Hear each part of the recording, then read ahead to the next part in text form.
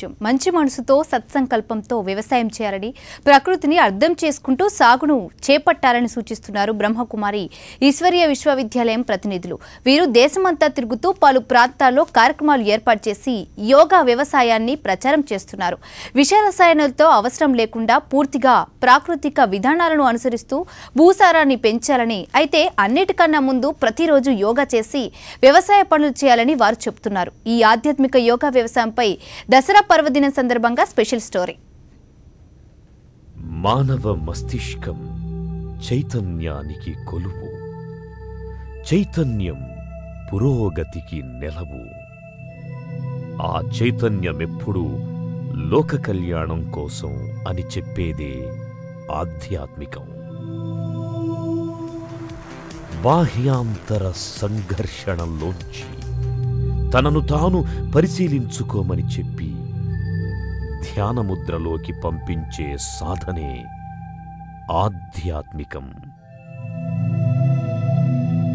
శక్తిని నిర్మించేది, శక్తిని వినాశనం చేసేది, రెండింటికీ కారణం మానవ చైతన్యమే అయినప్పుడు అలాంటి శక్తినెప్పుడూ నిర్మిస్తూ శక్తికి, చైతన్యానికి శాంతి సందేశాన్ని జతచేస్తూ భారతీయ ఆధ్యాత్మికత తరతరాలుగా పురోగమిస్తోంది. ఇలా శక్తిని నిర్మించే ఆధ్యాత్మికత ఏ శక్తి లేకుండా నిర్వీర్యమైన రైతుకు అందించిన వరప్రసాదమే యోగా వ్యవసాయం. ఒక వినూతన పద్ధతిలో అవలంబిస్తున్నటువంటి ఈ యోగ వ్యవసాయ విధానంలో చాలా చక్కటి పరిణామాల్ని మేము చూస్తున్నాము. ఇందులో ఏ రకమైన రసాయనాలు కానీ, క్రిమిసంహారక మందులు కానీ, యూరియా కానీ ఏవీ కూడా ఉపయోగించకుండా భూసారాన్ని పెంపొందించేందుకు దేశీయ ఆవు పేడని, గోమూత్రాన్ని వాటిని ఉపయోగిస్తూ సహజ సిద్ధమైనటువంటి ఆకుపసలని, మూలికల్ని వాడుతూ ఈ యోగ వ్యవసాయంలో అంటువ్యాధులను అరికడుతూ భూసారం పెంచడం జరుగుతుంది. భూసారాన్ని పెంచేందుకు మన యోగ తరంగాలు ఎంతో చక్కగా ప్రోద్బలాన్ని కలిగిస్తున్నాయి.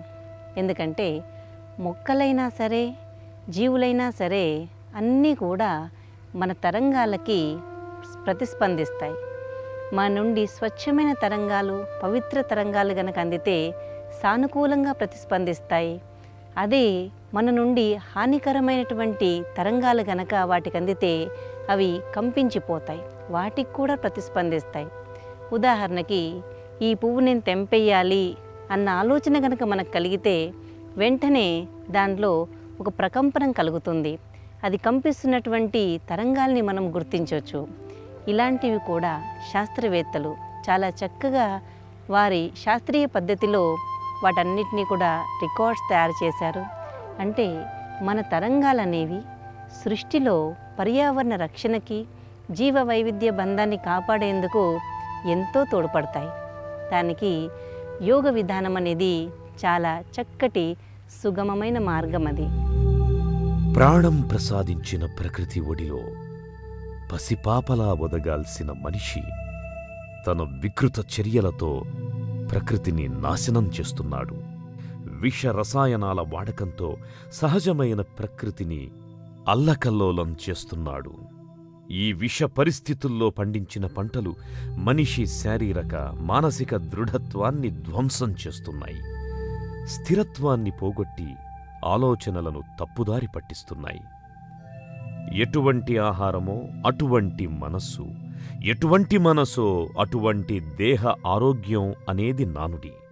అటువంటి సహజమైన జీవితం కోసం ప్రయత్నమే ఈ యోగ వ్యవసాయం. శాంతి సందేశాన్ని అంతటా ప్రచారం చేస్తూ విశ్వశాంతి కోసం ప్రేమయాత్ర చేస్తోన్న బ్రహ్మకుమారీల మానస పుత్రిక ఈ శాశ్వత యోగ వ్యవసాయ విధానం.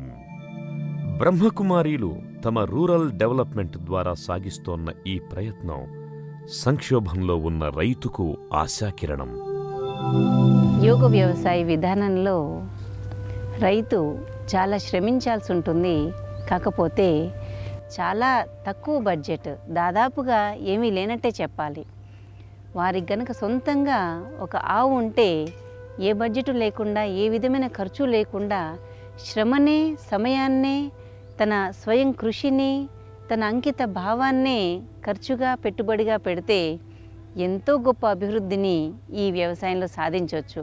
అంతేకాకుండా ఆరోగ్యాన్ని చాలా బాగా సంపాదిస్తాం మనం.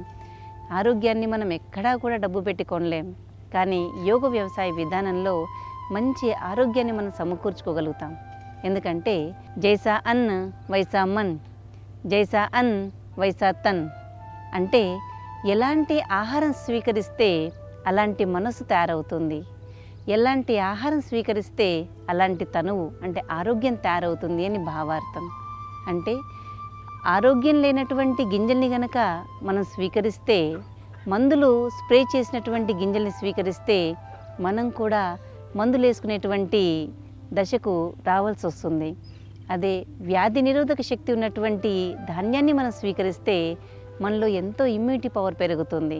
అలాగే ఆధ్యాత్మికత శక్తి ఉన్నటువంటి తరంగాలని ధాన్యానికి ప్రసరింపచేసినప్పుడు అలాంటి ఆహారాన్ని మనం స్వీకరిస్తే మానవుల లోపల ఆధ్యాత్మికత పట్ల గౌరవం పెరుగుతుంది. ఆధ్యాత్మికత పట్ల, నైతిక విలువల పట్ల మనసు మొగ్గు చూపుతుంది. దీన్ని జైసా అన్ వైసా మన్ అంటాం. ఒక విధంగా ప్రతి మనిషి ఈరోజు ఏకాకైపోయాడు, ఒంటరి అయిపోయాడు. దానికి కారణం ఒక విధంగా బేసికల్లీ ఆహారంలో కూడా లోపం జరిగింది. ఆహార నాణ్యత మనం పెంచుకుంటే మన మానసిక నాణ్యత పెరుగుతుంది, మన ఆరోగ్య నాణ్యత పెరుగుతుంది. అంటే సమృద్ధిగా ఆరోగ్యాన్ని సంపాదిస్తాము, సంబంధాల్లో కూడా సామరస్యతని సంపాదించేందుకు ఈ యోగ వ్యవసాయ విధానంలో చాలా చక్కటి మార్గం మనకు బోధపడుతుంది. విత్తనం నాటిన దగ్గర నుండి పంట అమ్ముకునే వరకు ప్రతి దశ రైతుపాలిట పెద్ద సమస్యగా మారింది. విత్తనం మొదలుకొని పంట వరకు అన్ని దశల్లోనూ యోగానుభూతి తరంగాలను అందించి పంట నాణ్యతను ఇనుమడింపచెయ్యడం, సమాజానికి ఆరోగ్యకరమైన ఆహారాన్నందించడం ఈ శాశ్వత యోగ వ్యవసాయ విధానం. ముఖ్యంగా విత్తనాలు విత్తే ముందు ఈ యొక్క విత్తనాలని రాజయోగం యొక్క కేంద్రాలలో ఉన్నటువంటి మెడిటేషన్ రూమ్స్లో పెడతారు. దానిలో సామూహికంగా ధ్యానం యొక్క అభ్యాసం చేస్తారు. ఆ ధ్యానం యొక్క ప్రవాహాన్ని ఆ విత్తనాలపై కేంద్రీకృతం చేస్తారు. ఆ కేంద్రీకృతం చేయడం వలన ఆ విత్తనాలలో మొలకెత్తే క్షమత ఏదైతే ఉందో అది చాలా మంచిగా అవుతుంది. మేము ఆల్రెడీ ఈ యొక్క ఎక్స్పెరిమెంట్స్ అనేది 4 అగ్రికల్చరల్ యూనివర్సిటీస్తో పాటు ఎంతోమంది ఫార్మర్స్, 500 మంది ఫార్మర్స్ ఆల్రెడీ ఈ యొక్క వ్యవసాయ విధానాన్ని ప్రాక్టీస్ చేస్తున్నారు. వ్యవసాయంలో ఏ పని మొదలు పెట్టాలన్నా సరే ముందు ధ్యానం చేసి మొదలు పెట్టడం అనేది రైతులకు అభ్యాసం చేయిస్తారు. దీంతో జీవితంలో కూడా, రైతుల జీవితంలో కూడా ఎంతో పరివర్తన ఉంటుంది. ధ్యానం యొక్క అభ్యాసంతో మానసిక వికాసం కూడా అవుతుంది. వారి తమ జీవితాలలో ఒక మంచి పరివర్తన చేసుకుంటూ ఈ యొక్క సేంద్రియ జైవిక వ్యవసాయ విధానాన్ని ఎంతో మంచిగా అవలంబిస్తున్నారు. శ్రేష్ఠ సంకల్పాల ప్రకంపనాల ద్వారా విత్తనాల్లో గుణాత్మక విలువల్ని పెంపొందిస్తారు. ఫలితంగా ఉత్పాదన సమర్థత పెరుగుతుంది. బ్రహ్మముహూర్త వేళలో చేసే ఈ రాజయోగం విత్తనాలు ఎక్కువ సఫలత పొందేలా చేస్తాయి. ముఖ్యంగా బ్రహ్మ ముహూర్త వేళలో అంటే పొద్దున 4 గంటల నుంచి 5 గంటల సమయంలో రైతులు ముఖ్యంగా ధ్యానం యొక్క అభ్యాసం చేస్తారు. వారి చేసిన అభ్యాసం ఎంతో సఫలీకృతులు అవుతున్నారు. ఈ సమయంలో చేసినటువంటి ధ్యానం యొక్క ప్రభావం చాలా ఉంటుందని మా యొక్క రిజల్ట్స్ తెలుస్తోంది. అంతేకాకుండా సాంకేతికంగా ఎన్నో మంచి మార్పులు అనేది వ్యవసాయదారుల్లో కూడా మేము చూస్తున్నాము.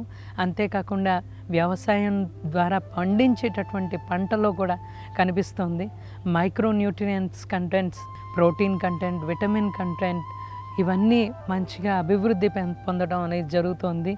రాజయోగం యొక్క ప్రయోగం చేసినటువంటి విత్తనాలు యొక్క మొలకెత్తే క్షమత ఏదైతే ఉందో అది 10% నుంచి 20% వరకు కూడా పెరుగుతోంది. ఎన్నో యూనివర్సిటీస్ ఈ యొక్క విషయాన్ని నిర్ధారించాయి. ఎటువంటి ఖర్చు లేకుండా కేవలం ధ్యానం యొక్క అభ్యాసంతో మనం మంచి పంటను పండించుకోవచ్చు.